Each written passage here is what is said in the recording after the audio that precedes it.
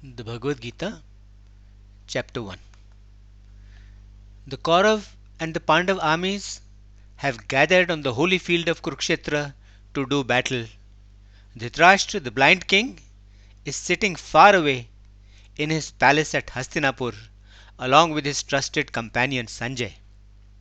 The previous night, the sage Vedvyas had come and given the gift of divine sight to Sanjay, so that sitting at Hastinapur, far away from the scene of battle, he could still see the events as they took place on the battlefield of Kurukshetra and narrate them to Dhritarashtra.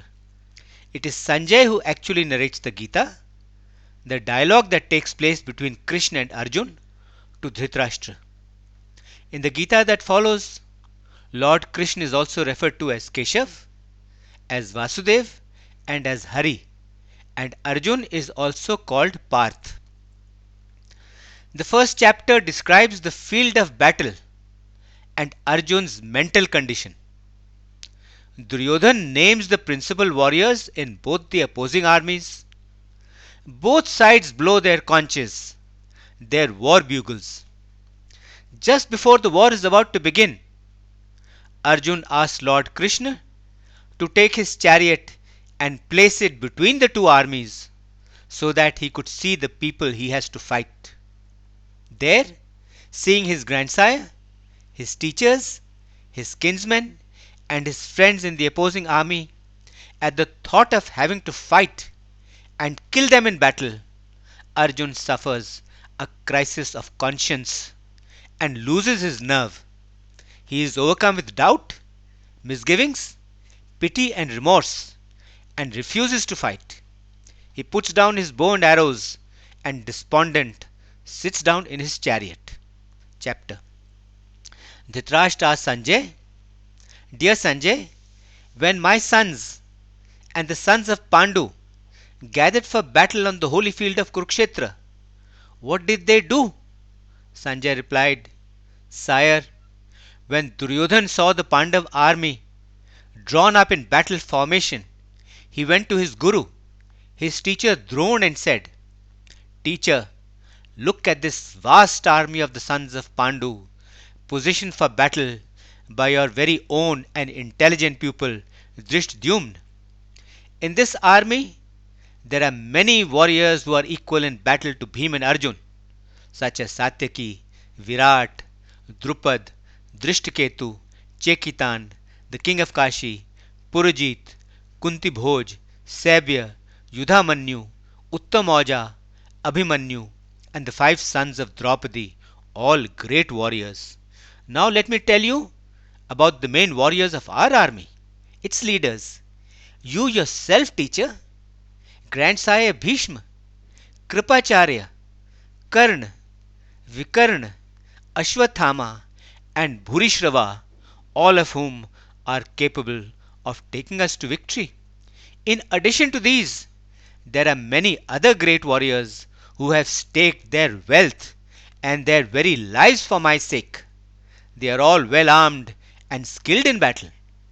Grandsire Bhishma protects our army, while the Pandav army is protected by Bhim. Though our army is larger than the Pandav army, yet it appears to be weaker than theirs. Therefore, all of you, stationed in your various columns, hold your positions firmly and protect the grandsire strongly from all sides. Then, to cheer up Duryodhan, grandsire Bhishma roared like a lion and blew his conch very loudly, after which, from all sides of the battlefield, conches, cymbals, kettle drums, and horns were sounded, all of which created a very loud and tumultuous noise. Then, in reply, Lord Krishna, Arjun, and all the Pandavas blew their respective celestial conches. The other great warriors in the Pandav army blew their conches as well. The terrible noise and blare of all these conches echoed through the earth and the sky and rent the hearts of the Kuru host, creating fear in them. Arjun rode a special chariot. It was yoked with white horses. The god Hanuman was on the flag of his chariot, And Lord Krishna, God incarnate himself, was Arjun's Sarthi, his chariot driver.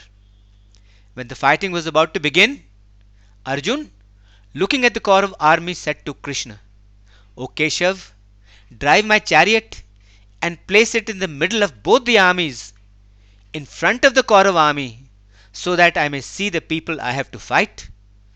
I would like to see all the people who have come as the Kaurav's allies and who would be siding with the evil Duryodhan in this war to do him good. At Arjun so asking, Lord Krishna drove that special chariot between the two armies and placed it in front of Bhishma, Drona, and the other kings and said, Parth, look carefully at all these Kauravas gathered here. These are the people you have to fight in this war. And what did Arjun see? In both the armies, Arjun saw grandsires, he saw teachers, he saw maternal uncles, he saw cousins, he saw sons, he saw grandsons, he saw fathers in law, and he saw friends and well wishers.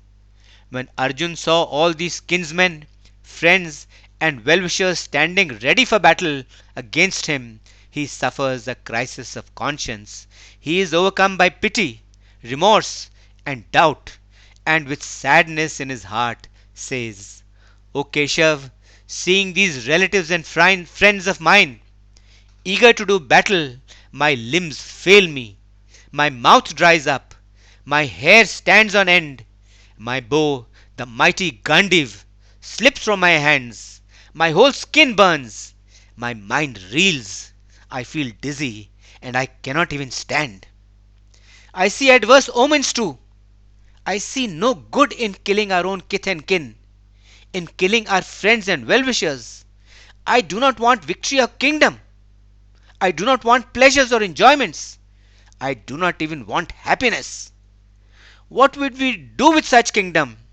What would we do with such pleasures and with such enjoyments? Or even with life itself? When those for whose sake we desire all these, those very teachers, those very grandsires, those very maternal uncles, sons, grandsons, and other kinsmen are all standing here, having given up their attachment to their wealth and their life. They stand here ready to die in this war, with all of them dead. Victory would have no meaning for us. It would be hollow and meaningless. I would not want to kill them, even if I were to get lordship over all the three worlds, much less for the measly kingdom of this world, even though they kill me instead. What good would we gain by killing the sons of Dhritarashtra? Killing these people would only cover us with sin. Therefore, it is not proper for us to kill the sons of Dhritarashtra, our very own kinsmen. How could we ever be happy by killing our own people, our own kith and kin? It is true that they are blinded by greed, because of which they are unable to see the sin of ruining family and of turning against friends. But we are not blinded by greed, and we can clearly see the sin of ruining the family and the race. Therefore, we at least should have the good sense and the understanding to stay away from committing such a sin. It is said that on the destruction of a race, the prevailing ancient customs and traditions get destroyed, and when these get destroyed, evil and sin overtakes the family, and when evil and sin prevail, then the women of the family get corrupted. When the women get corrupted, intermingling and mixing of the castes takes place, and this intermingling and mixing of the castes takes the whole family along with the destroyer of the family to hell, because the ancestors of those families, deprived of the customary rites of pind, deprived of the offering of rice balls, of the offering of food and water, fall from their high place in heaven. And because of these evils and sins, the ancient laws governing race and family are both destroyed. And we have heard, as passed down by tradition, that those people whose family and race laws have been destroyed, they are forced to live in hell. Oh, we are so ready and keen to commit this terrible sin, this carnage of killing our own kinsmen, just for the greed of enjoying the pleasures of a kingdom. How can we even think of doing such a terrible thing? It would be far better for me if the sons of Dhritarashtra, weapons in hand, were to kill me, I remaining unarmed and unresisting. Having said this, Arjun laid down his bow and arrows, and with a sad and dejected mind sat down in his chariot. End of chapter 1. Om Shanti Shanti Shanti Om.